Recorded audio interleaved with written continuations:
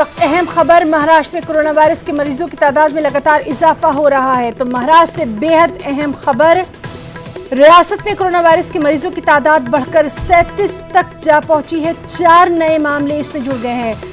नवी मुंबई में 1 और मुंबई में 3 मामले, साथ ही साथ पुणे में सबसे ज्यादा मामलों की तस्दीक हुई है। 16 केस दर्ज किए गए हैं। हालांकि पुणे में कोरोना वायरस को देखते हुए रोकथाम के लिए बड़े पैमाने पर मुहिम भी छेड़ी गई है। तो महाराष्ट्र से अहम खबर, जिस पर मजीद अपडेट के लिए सीधे हम रुख करेंगे हमारे साथी अमित राय का। अमित, महाराष्ट्र में लगातार कोरोना वायरस के मरीजों की तादाद जो है वो बढ़ती जा रही है। क्या कुछ और खास वहां पर स्टेप्स उठाए जा रहे हैं लोगों को समझाने के लिए?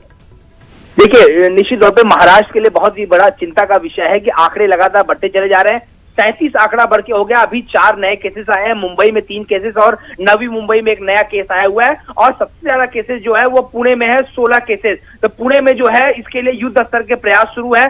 संदिग्ध कोरोना मरीजों की तलाश के लिए जो है 125 नई टीमें बनाई गई हैं। इस टीम में 30 सदस्य होंगे हर टीम में। इसमें डॉक्टर और पुणे महानगर पालिका के कर्मचारी होंगे। और जिन इलाकों में कोरोना पॉजिटिव मरीज मिले हैं वहां पर हर घर पे जाकर संदिग्ध कोरोना मरीजों की तलाशी के लिए सर्वे किया जाएगा।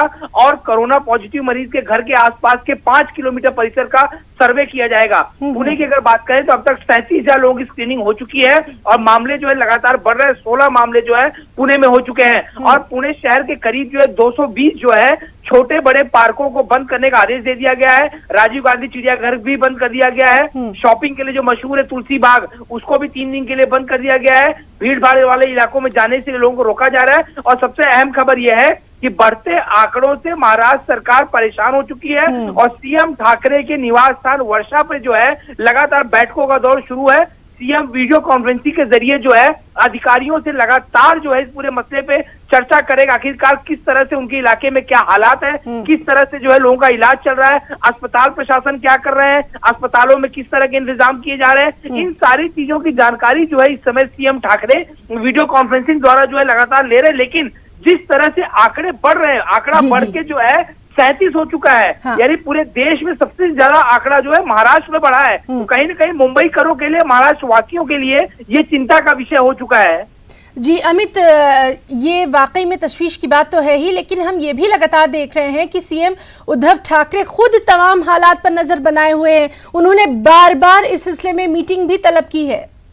ठीक है, निश्चित तौर पर लगातार मुख्य सचिव, बीएमसी कमिश्नर, जिला कलेक्टर, स्वास्थ्य मंत्रालय, औषधि मंत्रालय, शिक्षा मंत्रालय लगातार लोगों से बैठकों का दौर शुरू है। चाहे मॉल की बात करें, स्कूल की बात करें, कॉलेजेस की बात करें, हर कुछ जो है 31 मार्च तक बंद कर दिया गया है। क्योंकि लगातार बढ़ते आंकड़ों से सरकार जो है पूरी तरीके से घबरा गई है। वहीं अगर हम बात करें मशहूर जो उद्यान है जीजा माता, वो भी बंद कर दिया गया है। गेटवे ऑफ इंडिया में लोगों की भीड़ कम हो चुकी है। महाराष्ट्र में लगातार आंकड़ा जो है बढ़ता जा रहा है, जो कि काफी तशवीश की बात है। लोगों से खुद अपना ख्याल रखने की बार बार अपील भी सरकार की जानिब से की जा रही है। अमित, बहुत बहुत शुक्रिया आपका, और आप खुद भी वहां अपना बहुत ख्याल रखिए। बहुत बहुत शुक्रिया आपका।